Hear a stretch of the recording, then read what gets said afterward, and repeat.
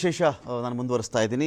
ಬಡಗಲಪುರ ನಾಗೇಂದ್ರ ಸರ್ಗೆ ಕ್ವಶನ್ ಕೇಳಿಬಿಡ್ತೀನಿ ನಾನು. ಬಡಗಲಪುರ ನಾಗೇಂದ್ರ ಸರ್, ಈ ಒಂದು ಬಜೆಟಲ್ಲಿ ನಿರೀಕ್ಷೆಗಳು ನಿಮಗೇನಿದೆ ಕೃಷಿ ವಲಯಕ್ಕೆ? ಅದು ನೀರಾವರಿ ವಿಚಾರದಲ್ಲಾಗಲಿ, ನಾನು ಯಾವಾಗಲೂ ರೈತರ ಪರವಾಗಿ ಮಾತಾಡಬೇಕಾದ್ರೆ ಒಂದು ಮಾತು ಕೇಳ್ತಾ ಇರ್ತೀನಿ. ರೈತ ತಾನು ಬೆಳೆದಂತಹ ಬೆಳೆಗೆ ಅವನೇ ಬೆಲೆ ನಿಗದಿ ಮಾಡುವಂತಾಗಬೇಕು, ಅಥವಾ ಒಂದು ಬೆಲೆ ಸರ್ಕಾರ ನಿಗದಿ ಮಾಡಿಬಿಟ್ರೆ ಅವನಿಗೊಂದೊಂದು ಖಾತ್ರಿ, ನಾನೀಗ ಟೊಮೆಟೊ ಬೆಳೀತಾ ಇದ್ದೀನಿ, ರಾಗಿ ಬೆಳೀತಾ ಇದ್ದೀನಿ, ಭತ್ತ ಬೆಳೀತಾ ಇದ್ದೀನಿ, ಕಬ್ಬು ಬೆಳೀತಾ ಇದ್ದೀನಿ, ಒಂದು ಕೆಜಿಗೆ ನನಗೆ ಸಿಗುತ್ತೆ ಅನ್ನೋ ಖಾತ್ರಿ ಆಗಿಬಿಟ್ರೆ ಅದಕ್ಕೆ ತಕ್ಕಂತೆ ಅವನು ಪ್ಲಾನ್ ಮಾಡ್ಕೊಳ್ತಾನೆ ಅಂತ ಹೇಳಿ. ಯಾರು ಬೇಕಾದ್ರೂ ಬಜೆಟ್ ಪ್ಲಾನ್ ಮಾಡ್ಕೊಳ್ಬಹುದು, ರೈತ ವಲಯ ಬಜೆಟ್ ಪ್ಲಾನ್ ಮಾಡ್ಕೊಳಕ್ಕಾಗಲ್ಲ. ಒಂದು ರೈತನ ಮನೆ ಬಜೆಟ್ ಸರಿಯಾಗಿ ಪ್ಲಾನ್ ಮಾಡೋಕ್ಕಾಗ್ತಿಲ್ಲ. ಅವನಿಗೆ ಎಷ್ಟು ಬಿತ್ತಾ ಇದ್ದೀನಿ ಅಂತ ಗೊತ್ತು, ಅವನಿಗೆ ಎಷ್ಟು ಬೆಲೆ ಬರುತ್ತೆ ಅಂತ ಗೊತ್ತಾಗಲ್ಲ, ಎಷ್ಟು ಬೆಳೆ ಬರುತ್ತೆ ಅಂತ ಅದು ಅವನ ಕೈನಲ್ಲಿ ಇಲ್ಲ ಅಂತ ಹೇಳಿ. ಏನು ಹೇಳ್ತೀರಿ ನಾಗೇಂದ್ರ ಸರ್? ಮೊದಲನೇದಾಗಿ ರಾಜ್ಯದ ಮುಖ್ಯಮಂತ್ರಿ ಸಿದ್ದರಾಮಯ್ಯನವರು ಅದೊಳ್ಳೆ ದಾಖಲೆ ಬಜೆಟನ್ನು ಮಂಡಿಸ್ತಿದ್ದಾರೆ. ಅದನ್ನು ಕೃತಜ್ಞತೆ ಮುಖಾಂತರ ಸ್ವಾಗತಿಸ್ತಾ, ನಮ್ಮ ನಿರೀಕ್ಷೆ ಬೇಕಾದಷ್ಟಿವೆ. ಇವತ್ತು ಭಾರತದ ಜನಸಂಖ್ಯೆಯಲ್ಲಿ 63% ಜನ ಕೃಷಿಗೆ ಬದುಕ್ತಿರೋಂಥವ್ರು. ಅದು ಕರ್ನಾಟಕದಲ್ಲೂ ಕೂಡ ಅಷ್ಟೇ. 87% ಸಣ್ಣ ಹಿಡುವಳಿದಾರರೇ ಇದ್ದೀವಿ ಕರ್ನಾಟಕದಲ್ಲಿ.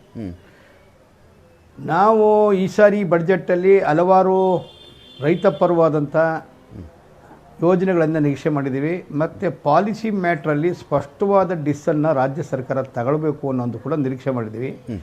ಈ ಸಂಬಂಧ 17ನೇ ತಾರೀಕು, ಕಳೆದ ತಿಂಗಳು 17ನೇ ತಾರೀಕು ಮುಖ್ಯಮಂತ್ರಿಗಳು ಬಡ್ಜೆಟ್ ಪೂರ್ವ ಸಭೆಯಲ್ಲಿ ನಮ್ಮನ್ನೆಲ್ಲ ಕರೆದಿದ್ದಾಗ ಲಿಖಿತವಾದಿ 19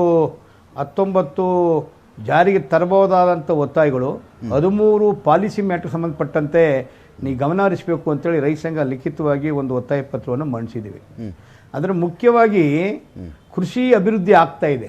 ಓಕೆ, ಯಾಕಂದರೆ ಕೃಷಿ ನಾವು ಉತ್ಪಾದನೆ, ಆಹಾರ ಉತ್ಪಾದನೆ ಜಾಸ್ತಿ ಇದೆ. ಅದು ಯಾವ ಥರ ಉತ್ಪಾದನೆ ಮಾಡ್ತೀವಿ, ಯಾವ ಮೆಥಡ್ ಉತ್ಪಾದನೆ ಮಾಡ್ತೀವಿ ಅನ್ನೋದು ಡಿಬೇಟಬಲ್ಲು. ಆದರೆ ಕೃಷಿಕ ಮಾತ್ರ ಬಡವ ಆಗ್ತವನೆ. ಕೃಷಿ ಮತ್ತು ಕೃಷಿಕನ ಮೇಲೆತ್ತುವಂಥ ಕಾರ್ಯಕ್ರಮ ಬರಬೇಕು. ಕೃಷಿಕ ಇವತ್ತು ಆರ್ಥಿಕ ಮಟ್ಟ ಬಡತನ ರೇಖೆಗಿಂತ ಕಡಿಮೆ ಇದೆ, ಆತ್ಮಹತ್ಯೆ ದಾರಿಗೆ ಹೋಗ್ತಾ ಇದ್ದಾನೆ. 45 ವರ್ಷ ಆದರೂ ಕೂಡ ರೈತ ಯುವಕರಿಗೆ ಹೆಣ್ಣು ಸಿಗ್ತಾ ಇಲ್ಲ.